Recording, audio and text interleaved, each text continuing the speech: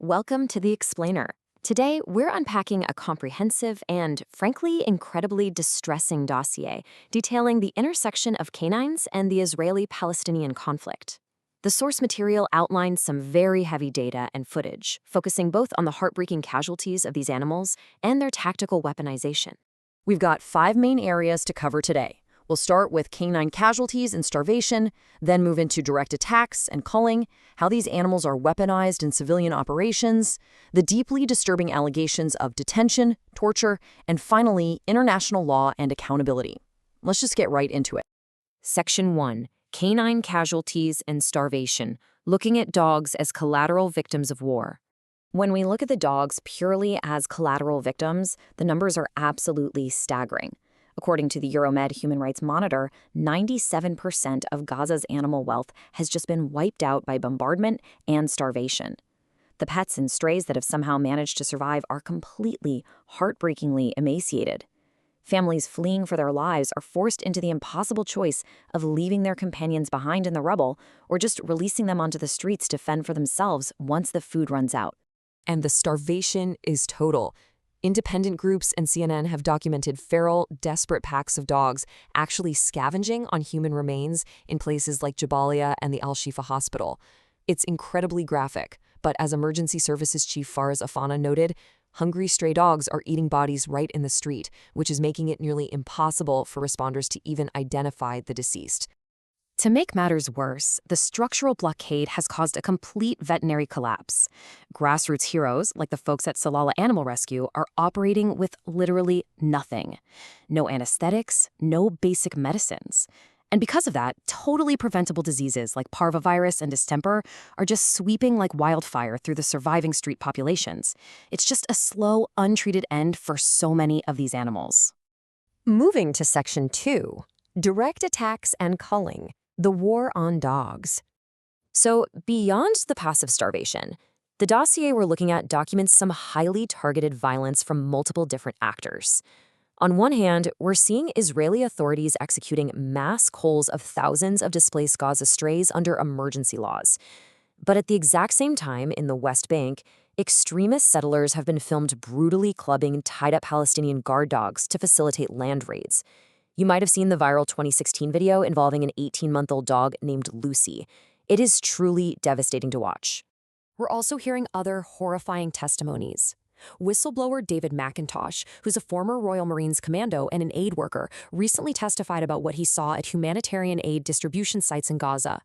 He reported witnessing IDF soldiers indiscriminately shooting stray dogs just for target practice. His exact words? He said the dogs were just splattered up everywhere. It's completely senseless. And official data shows that this institutional culling is ramping up incredibly fast. The Israel Nature and Parks Authority culled 794 dogs in 2024, and that jumped up to 1,300 in 2025. This massive increase is being propped up by new emergency Knesset laws that authorize the immediate euthanasia of displaced dogs from Gaza if they cross within a 20-kilometer border radius.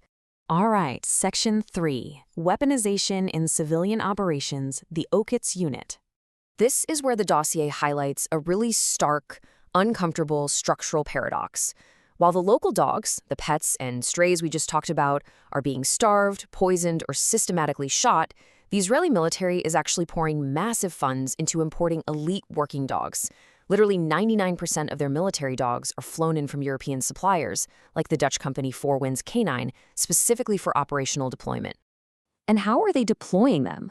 Well, human rights groups like B'Tselem and Euromed have documented hundreds of cases where these massive, imported dogs were unleashed on unarmed civilians during raids. We are talking about the most vulnerable people imaginable. People like Dalit Altani, a 60-year-old woman mauled in her own home in Jabalia. Mohammed Bahar, a 24-year-old man with Down syndrome who was mauled and literally left to die. Even a 3-year-old toddler named Ahmed was bitten and dragged during a home raid in Nablus. These are real people. And according to veteran soldiers testifying through the group Breaking the Silence, this isn't accidental. These dogs are routinely deployed as psychological weapons to induce absolute terror. Handlers have testified that the dogs are used to, quote, soften up civilians at checkpoints and during home invasions. They're deliberately leveraging the terrifying power of these animals to force compliance. But what's even more shocking is how tactics reportedly shifted when the military dogs started getting hurt. The dossier cites accounts indicating that because Oquette's dogs were suffering high casualties in booby-trapped tunnels, the military faced a severe shortage of fit working dogs. So what did they do? According to the reports, the IDF allegedly began using bound Palestinian civilians as human shields to clear those dangerous tunnels, specifically to spare the lives of their remaining dogs. Which brings us to Section 4, Allegations of Detention Torture, the Darkest Reality. We have to talk about what is reportedly happening inside facilities like Sde Taimon and Ofer prisons. Released detainees and medical professionals have come forward with accounts of systematic canine-facilitated abuse. They describe unmuzzled dogs being used to physically and psychologically break prisoners. There's even a deeply degrading practice detainees call the dog room humiliation, where massive dogs are commanded to just stand directly on the chests of the prisoners. And it gets even darker. Back in May 2026, the New York Times published absolutely harrowing accounts from journalists and doctors, alleging that dogs were actually commanded to sexually assault prisoners. Released detainees like Fadi Saif al-Din Bakr provided testimonies that handlers would give the commands and soldiers would literally film the resulting assaults. It is a level of abuse that is incredibly hard to process. Now, obviously, this sparked major controversy. Critics immediately dismissed these allegations as a modern blood libel, claiming that canine sexual assault is a, quote, biological impossibility. But the dossier pushes back hard on this. It points straight to peer-reviewed medical literature that confirms the anatomical possibility and the severe rectal trauma that these assaults cause.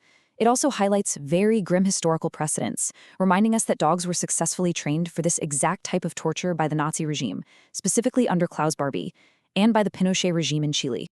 Finally, Section 5, International Law and Accountability, a System of Impunity. You know, the Fourth Geneva Convention is incredibly clear on this. It strictly prohibits using animals for torture, intimidation, or violence against civilians. There is no gray area. But the dossier contrasts that international law with the reality of the Israeli military justice system, which routinely dismisses these civilian dog maulings as non-criminal, quote, professional mistakes. Mistakes that somehow require zero formal criminal investigation. When you actually trace the timeline of these incidents, a very persistent, systemic pattern emerges. It stretches all the way from the dismissal of a West Bank mauling case in Kafr Kadam back in 2012, right up to 2026, when military advocate general Itai Ophir literally withdrew the indictments against the Force 100 guards who were accused of the horrific abuses at Sde Taimon. As policy analyst Eli Kawaz points out, the attempts to discredit specific advocacy groups or journalists really just serve as a distraction from the absolute mountain of heavily documented, video-backed evidence that's already out there. These cases are on film. They require no anonymous sourcing or unverifiable claims to know that they are real. So, what is the heartbreaking takeaway from all of this? It's a stark, devastating paradox. On one hand, thousands of local dogs are dying agonizing deaths as collateral victims of mass starvation and displacement. And yet, at the exact same time, imported European dogs are highly funded, brought in, and weaponized as tactical instruments of state-sanctioned terror against a civilian population. We're going to leave you to ponder this final question posed by the dossier. If the tactical use of living creatures consistently results in the indiscriminate mauling of civilians and the severe torture of detainees, at what point does that cross the line from a professional mistake to a calculated war crime? Thank you for joining us for this explainer.